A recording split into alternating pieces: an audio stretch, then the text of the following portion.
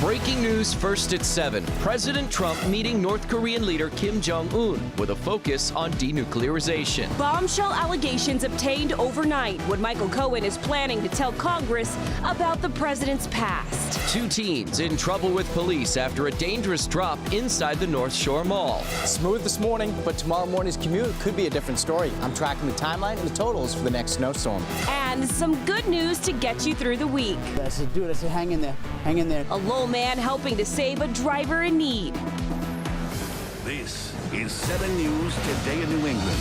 Incoming, and get ready for it. Look at that map and you can see what's headed our way. Another round of winter weather, but don't bust out the shovels just yet. It's not here. We still have some time to prepare and enjoy the little bit of sunshine that's out there. All right, good morning. It's a Wednesday, halfway through the work week. I'm Chris Anderson. And I'm Amaka Ubaka. The winter weather isn't expected to hit until after the evening commute, so you're going to really want to soak up the sunshine as we take a live look over the city. We want to get to meteorologist Chris Lambert for a look at what you can expect tonight, Chris. Sunglasses needed for the morning commute. Shovels by tomorrow morning. That will be the theme of the forecast. Winter weather advisory in place for overnight tonight for that steady light to moderate snow that's going to swing on in. Need the heavy winter jacket this morning. That is for sure. 14 in Boston, 6 degrees in Worcester. Wind chills below 0. Feels like -7 in Fitchburg. Feels like -1 in Boston at the moment. That wind steady out of the northwest, but not nearly as strong as what we've seen over the past couple of days. There's our snow to the west of us. That starts to move on in. A little bit of patchy light snow and flurries breaking out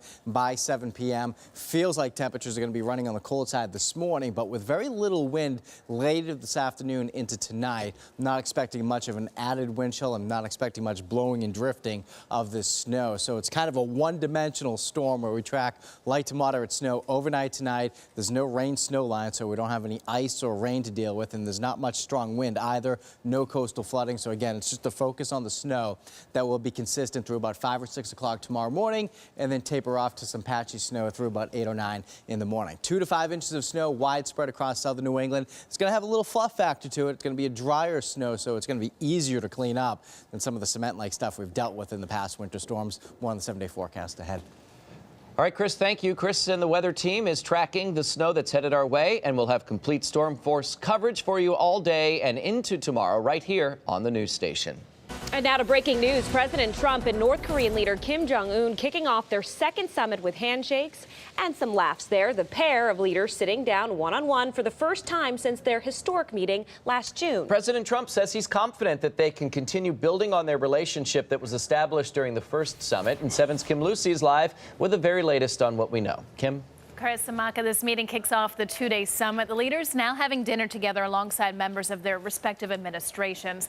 Just moments ago, they met for the first time since last June. North Korean leader Kim Jong Un noting it's been 261 days since they last met. He says those days were needed for each side to focus on their efforts. He said having the second meeting now shows there is hope. President Trump focusing on his message in the days leading up to this meeting, once again speaking about the great economic potential for North Korea if they give up their nuclear program. I think that your country has tremendous economic potential, unbelievable, unlimited. And I think that you will have a tremendous future with your country, a great leader. And I look forward to watching it happen and helping it to happen. The two leaders are expected to build upon the agreement they made last year to work toward complete denuclearization of the Korean Peninsula. North Korea's nuclear program has meant crushing economic sanctions for the country. Critics say, though, they don't believe North Korea will give up the program without getting something substantial from the U.S., like partial sanctions relief. President Trump, Kim Jong Un, they are scheduled to now sit down for dinner. Both leaders, they will have 2 members of their administration there for the U.S. That will be Secretary of State Mike Pompeo and acting White House Chief of Staff Mick Mulvaney. Formal talks, they are scheduled for tomorrow. At the breaking news desk, Kim Lucy, 7 News Today, New England. All right, Kim, thanks for the update. And breaking from overnight, we're getting an early look at the bombshell testimony that Michael Cohen is expected to deliver to Congress in a public hearing today. It's an opening statement that includes a wide range of accusations against President Trump. Some congressional leaders aren't buying his story, and 7's Dan Housley is live for us in Washington, D.C. this morning with the very latest developments. Dan. Well, Amaka and Chris, it should be quite a day here on Capitol Hill, judging by Michael Cohen's opening statement. And that is just his first words, much less what we expect in a full day of testimony. In his opening statement, Cohen will say that the president made disparaging comments about black voters during the campaign, and also that he was talking with Roger Stone about WikiLeaks. At the same time, it's important to point out that Cohen will acknowledge that the president, though he suggested he should lie, never outright said he should lie, and that though Cohen suspects the president of colluding with Russians, he says he can't prove it. Bombshell allegations in a copy of Michael Cohen's public testimony to Congress released overnight. When President Trump's former fixer and personal attorney testifies today, he's expected to claim then-candidate Trump knew in advance from Roger Stone about the WikiLeaks email dump on Hillary Clinton's campaign. Cohen claims the president said, quote, "Wouldn't that be great?" In his 20-page opening statement, Cohen calls the president a racist, a con man, and a cheat. Cohen alleges Trump repeatedly lied about a number of matters and says he'll provide lawmakers with documents to back up his claims, including a check he says President Trump wrote to reimburse him for hush money payments to silence adult film star Stormy Daniels about her alleged affair with President Trump, something the president denies. I really appreciate the opportunity that was given to me to clear the record. Today's testimony is public and follows a more than 9-hour briefing behind closed doors Tuesday. House Oversight Chairman Elijah Cummings says the committee can talk to Cohen about 10 different areas cleared by Special Counsel Robert Mueller's office and federal investigators in New York. I'm going to let the American people decide exactly who's telling the truth. The president responding in a tweet saying, "Michael Cohen was one of many lawyers who represented me, unfortunately. He had other clients also. He was just disbarred by the state Supreme Court for lying and fraud. He did bad things unrelated to Trump. He is lying in order to reduce his prison time, using Crooked's lawyer." The White House and some Republican lawmakers have attacked Cohen's credibility, saying he can't be trusted, given he previously pled guilty to lying to lawmakers. Very skeptical because he's lied before, and he could be lying again today. And expect Cohen's testimony to increase the already intense anticipation of Special Counsel Robert Mueller's report to the Attorney General William Barr, which could be coming in the next week or so. But expect the Republican pushback to continue, like Senator Grassley there to me. Before Cohen's testimony, the Republican National Committee released a video showing Cohen's previous statements praising President Trump and finished with the words, "Have fun in prison." We're live on Capitol Hill. Dan Housley, 7 News Today in New England. And Dan, before you go, a Republican congressman tweeted directly at Michael Cohen last night, and now he's backtracking on what he said. What do you know about that exchange? Well, it's Matt Gaetz, a Florida congressman who's close to President Trump, who tweeted that it's suggesting that some untoward personal details might come out in today's testimony. Some saw it as witness intimidation. Earlier, Gaetz said it was simply witness showing the witness questioning. But overnight, he released this tweet that apologized for what he did. The tweet says, "Speaker," Pelosi talking about, "I want to get to the truth, too. While it was important to create context around the testimony of liars like Michael Cohen, it was not my intent to threaten, as some believe I did. I'm deleting the tweet, and I should have chosen words that better showed my intent. I'm sorry." That was after earlier Gaetz defended his tweet. Back to you.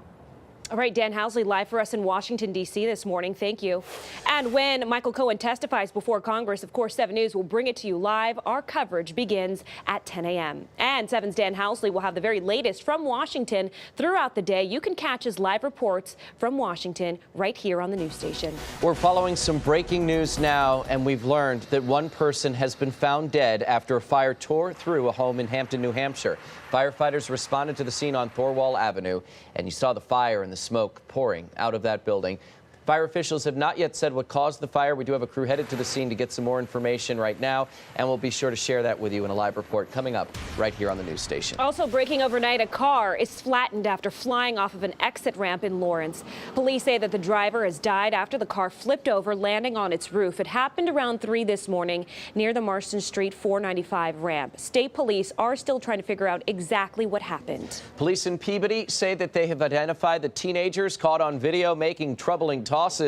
Watch, they throw a plant and a chair off a balcony at the North Shore Mall. Very dangerous. They grabbed it and tossed it right over there on Saturday. The video was posted to social media, and investigators say that's what helped them quickly solve the case. Police posted on Facebook they were crucified in the court of public opinion and will fare no better in juvenile court, but the court of mom and dad is what we bet they fear the most. The teenagers are facing charges as a result. The Everett School Board is holding an emergency meeting as the former superintendent faces sexual assault charges. Prosecutors say that Frederick Forster inappropriately touched 3 female school employees. He resigned back in December, and prosecutors say that the employees told school officials what happened, but they were asked not to report it out of fear for their jobs. So according to one criminal complaint, Forster said that the school administration building is, quote, like Las Vegas. What happens here stays here.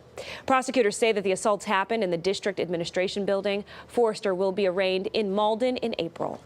After the Florida sex sting, the co-founder of the Genesis Prize Foundation is standing by Patriots owner Robert Kraft. Kraft was recently recognized by the organization for his commitment to combating anti-Semitism.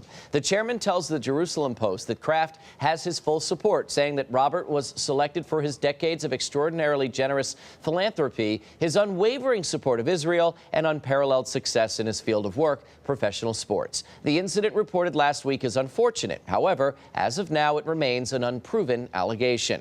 Massachusetts Governor Charlie Baker also weighed in. The governor says the allegations are deeply disturbing, but says consequences aren't up to him. I think that's an issue for the Patriots in the NFL.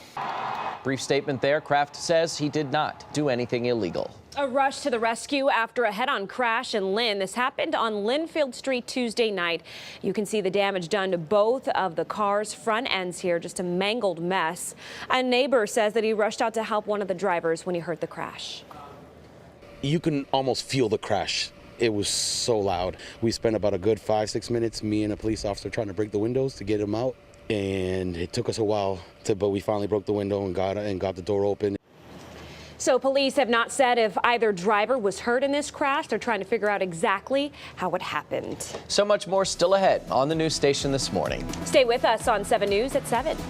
Don't go anywhere. Ahead at 7, a trip on a train goes way off track when snow leaves passengers stranded for almost 3 days. We're ending February with some snow. How much and when it hits? When a car flips over with no emergency crew in sight, one man knew just what to do to save a life. And that's not all. Coming up at 7:30, how an incident over a hat at a local restaurant could get a woman deported. And overall, roadways not too bad this morning. You can see it's pretty light here near the Braintree split. We're looking good, but slowdowns in other areas. I'll let you know where they are after the break. And we continue following breaking news from overseas, and you see another historic handshake between the two leaders, one of North Korea and one of the United States. The summit is underway between President Donald Trump and Kim Jong Un. The president and North Korea's economic potential expected to be some of the hot topics. You want to stay with the news station for the very latest. We'll be right back.